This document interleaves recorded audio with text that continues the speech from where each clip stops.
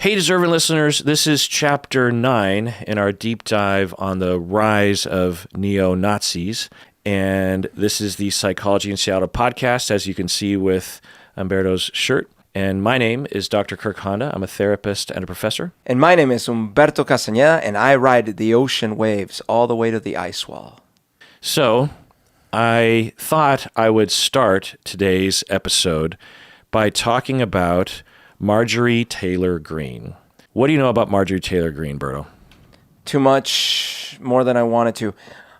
She's a congressperson who is very extreme, and she is very belligerent and aggressive in her speaking and her demeanor.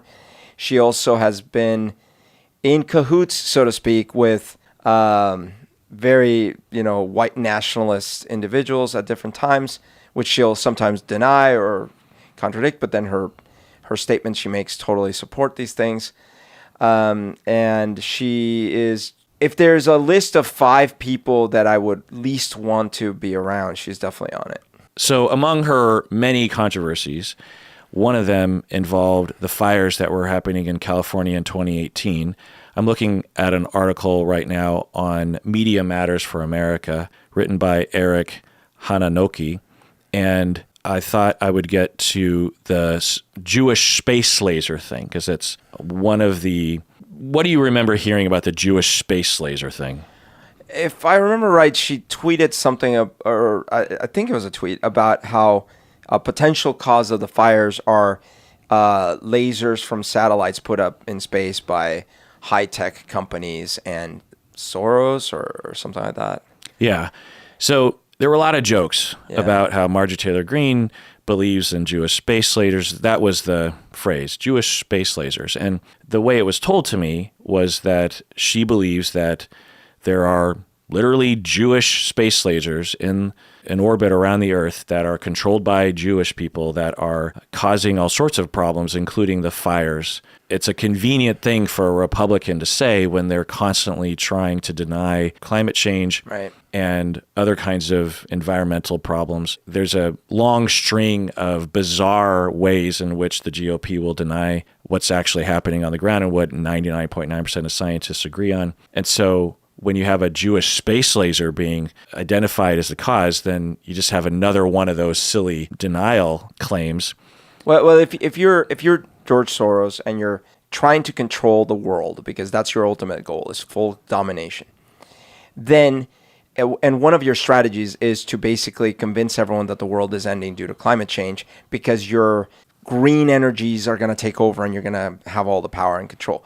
Then you need to also do things where it'll seem like emergencies are happening. So one of the strategies is you could redirect some of your satellites to start fires.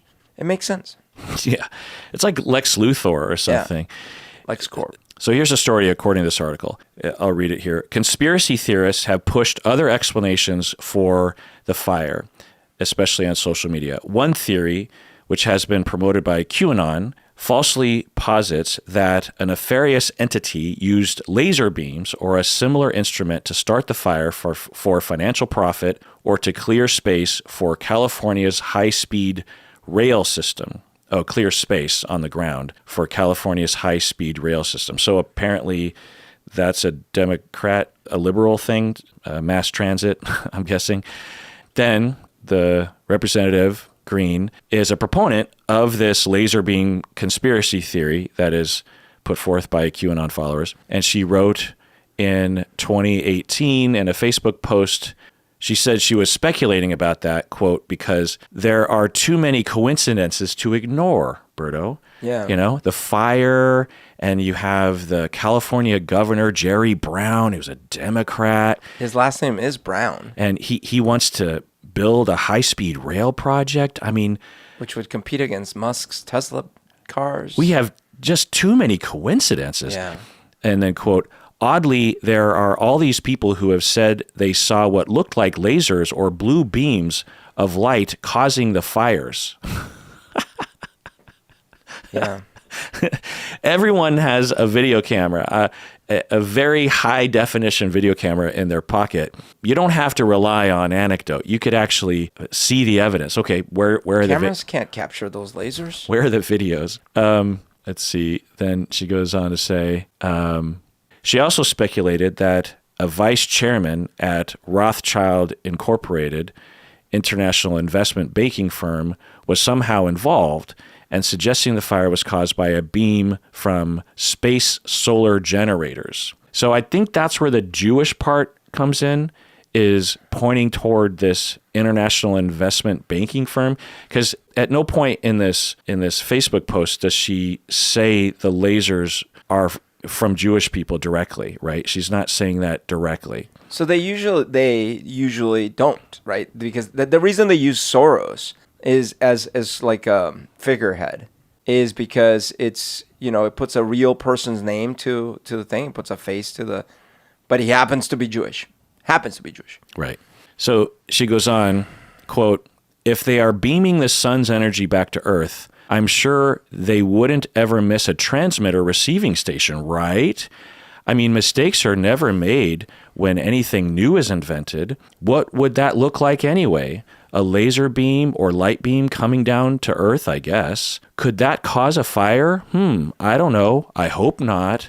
That wouldn't look so good for PG&E. Rothschild Incorporated, Solarian, or Jerry Brown, who sure doesn't seem fond of PG&E." So that's all sarcastic, and I'm saying it in a sarcastic voice. So the fact that anyone would say such a thing in public, because, when you're making a Facebook post, you're typing it out.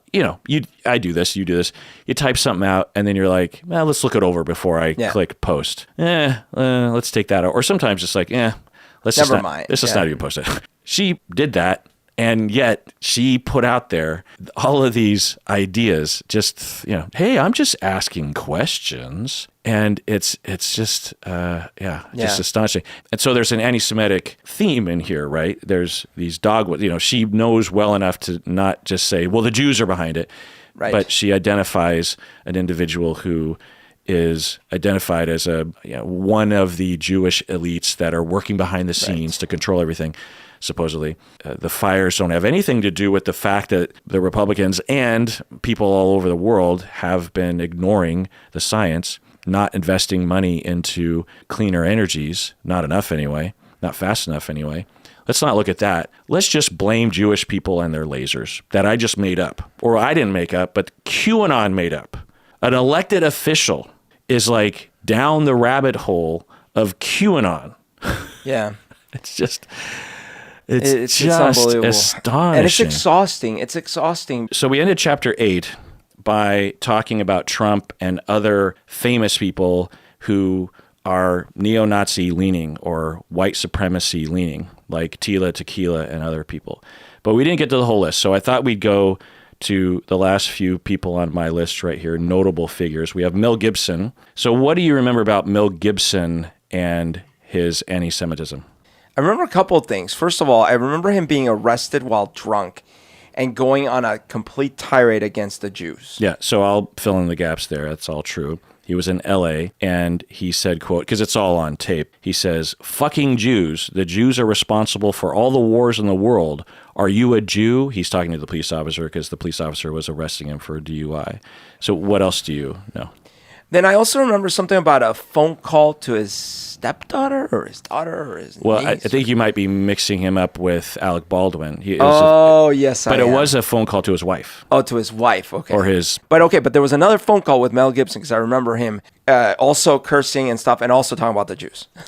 I don't know if he talks about the Jews in the phone call, but he does use the N-word at least once, if not multiple times. Essentially, it was racist, but different racist. Essentially, he, from my impression, he is jealous that she was getting attention from men, maybe black men, and was berating her for being a slut and saying things like, well, you could just get gangbanged by a bunch of N-words as far as, something like that. And apparently his father was a Holocaust denier and an anti-Semite himself. So that's interesting. But it's so heartbreaking because I loved Mel Gibson. I grew up with his movies and...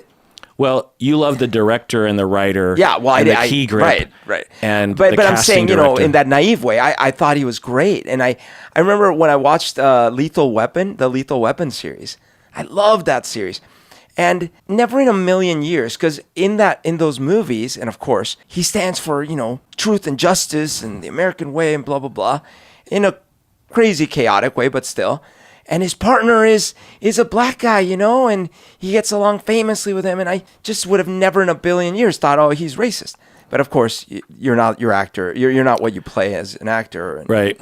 Another person, this is going back to the 1500s, but a very important figure in history, Martin Luther, a German priest. He is the main figure of the Protestant Reformation.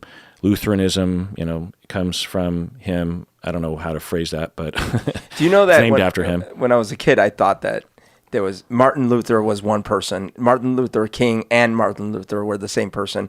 So in my mind, I was like, I'm so confused. So a black guy started a church in Germany a long time ago and then got killed here.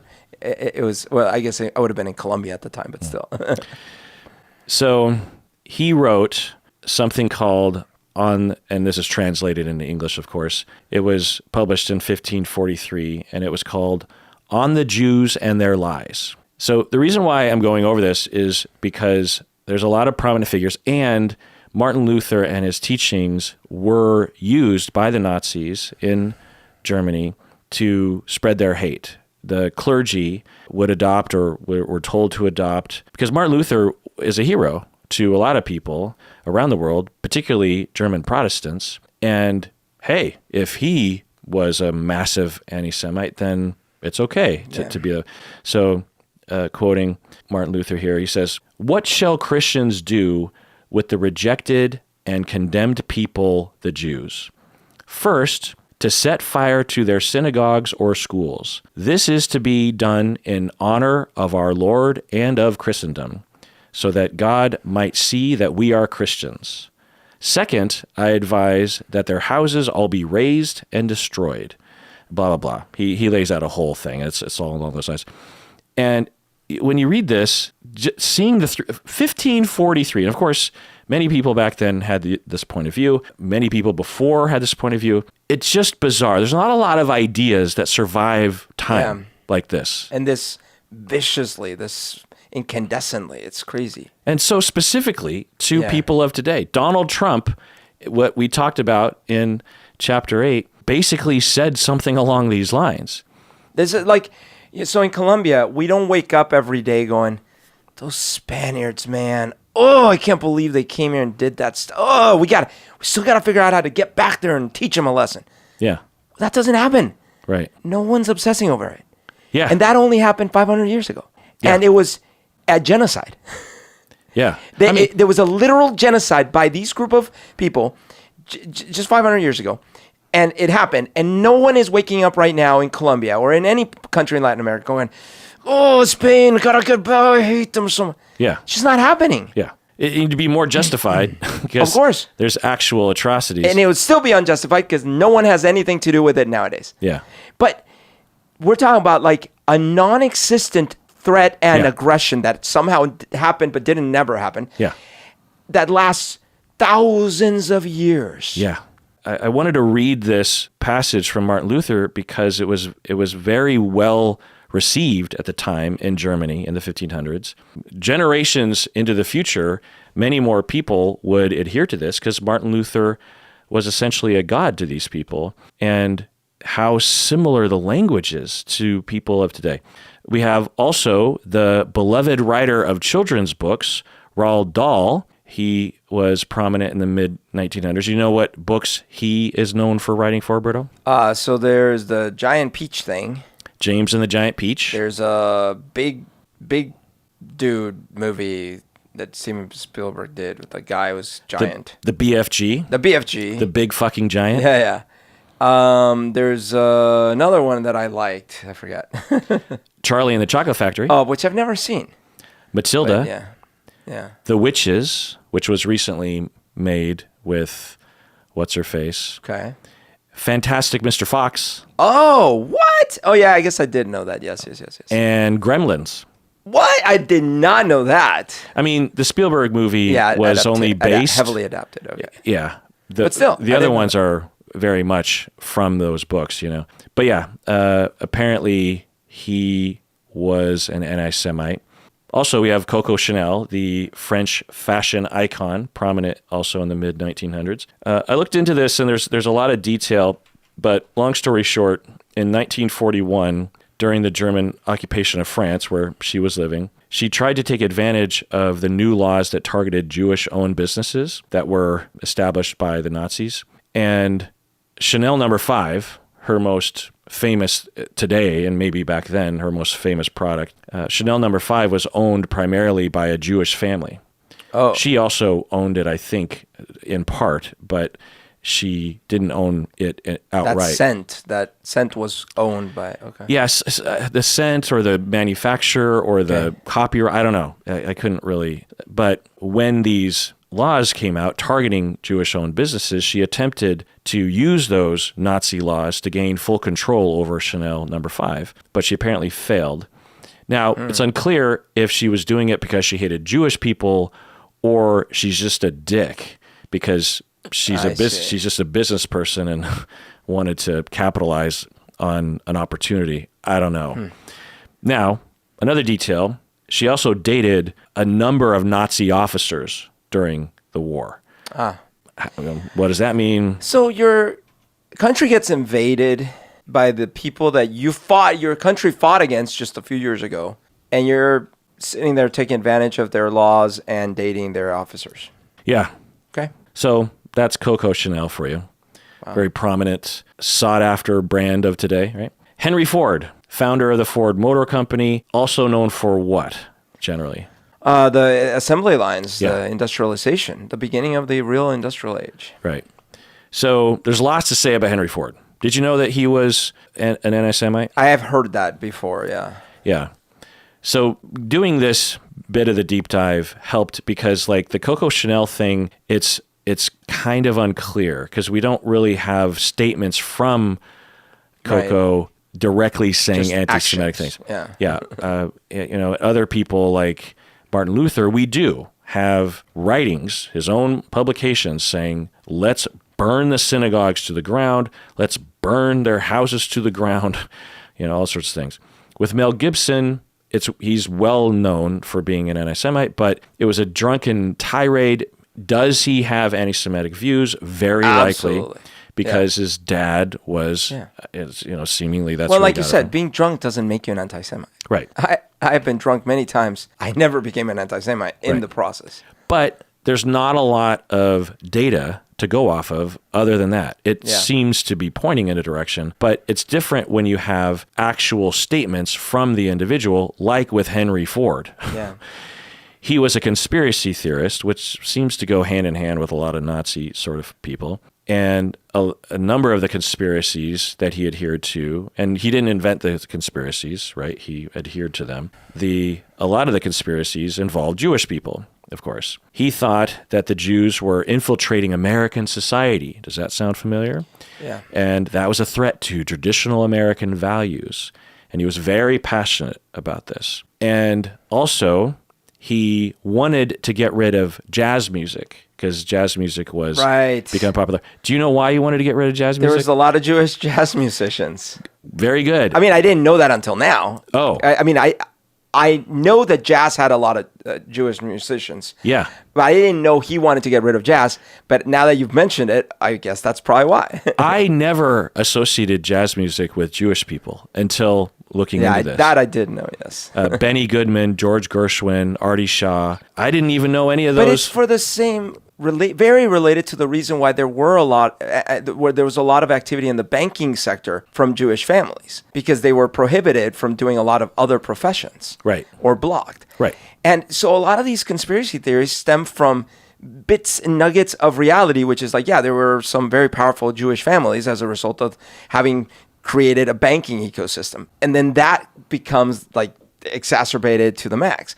Right. Is it true that throughout the world, rich and powerful families absolutely exerted their power in undue ways? Yeah, still. and always. Yeah. But when I read that he didn't like jazz music and he was and he had enough money. So there are some eerie parallels to certain individuals of today. Yeah.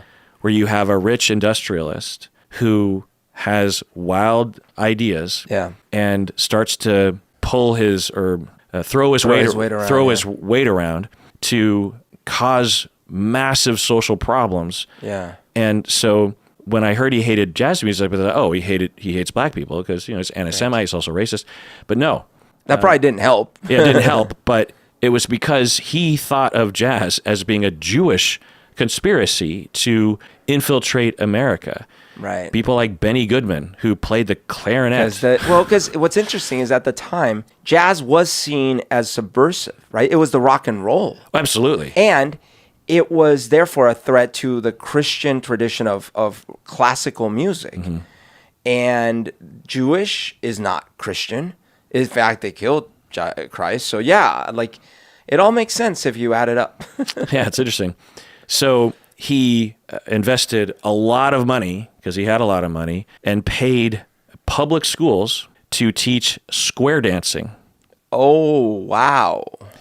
To counter the popularity of jazz. He wanted to get kids while they're young so that they wouldn't listen to jazz.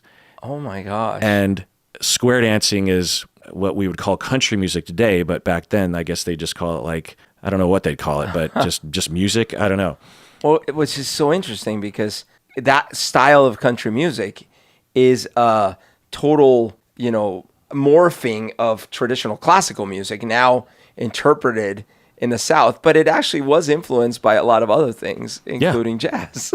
Or black people. Yeah. But so did you do square dance? No, you didn't. So you didn't go to, so did you know that in the 70s and 80s, there were a lot of grade schools and middle schools that did square dancing? Did you know this? I don't think I knew that. I don't think I knew that. So I grew up in Sammamish, Washington, and square dancing was a big deal. It was a week or two That's crazy. Every year. Yeah, of PE. So take your partner, do-si-do, right? Bum, bum, bum, bum, bo. In fact, I was on not a championship group of square dancers, but we were highlighted as the best in our grade, and we're in an assembly or something like this.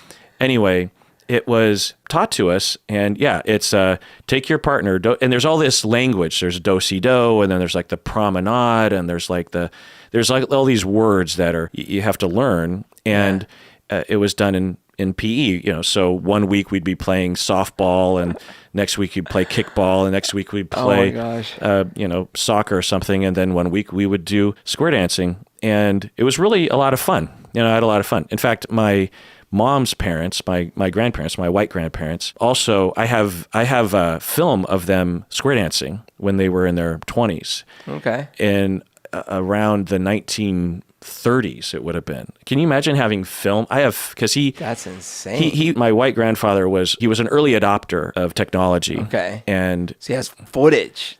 But it was a lot of fun, and I had no idea where. And then when I grew up, I would occasionally hear about other people, pockets of other schools that also were like, "Oh, we did square dancing too."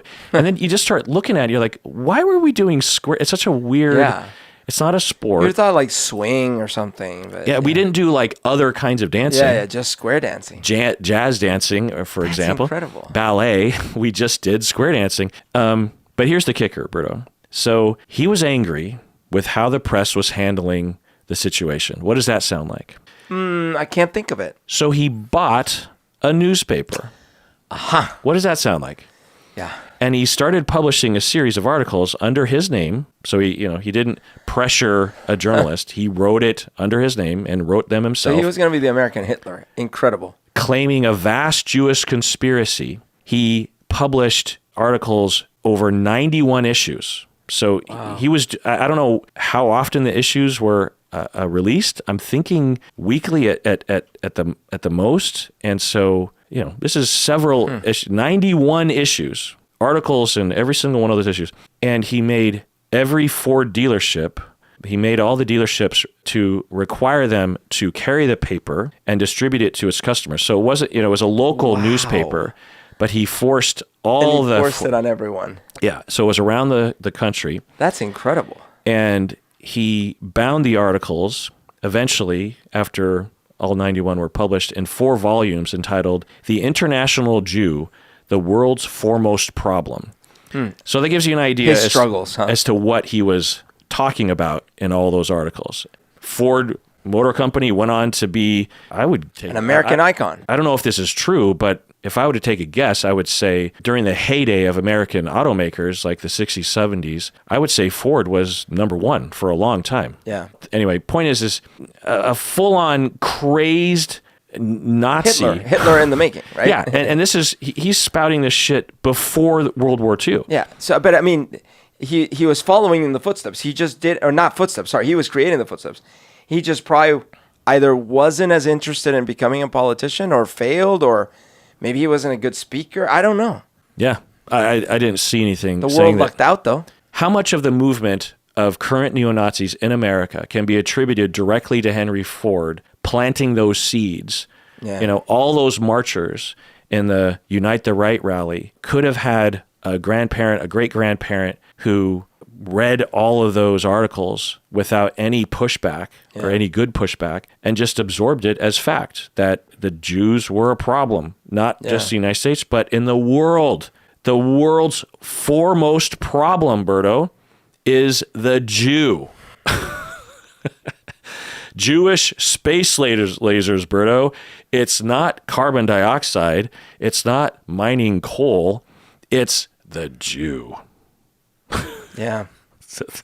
And the last famous people or person I just should throw in there, because people would get upset if I didn't, and I'm glad to point out that the British royal family has a history of being very cozy with the Nazis, particularly Queen Elizabeth's uncle, who abdicated the throne in 1936. He was very cozy with the Nazis, and other prominent people in the British royal family. Now, do we think that Queen Elizabeth or King Charles, or whatever we call him, do we think that they're a neo-Nazi or anti-Semitic? I don't know. What do you think? What's your sense of Charles and anti-Semitism? Of the current standing of the current people?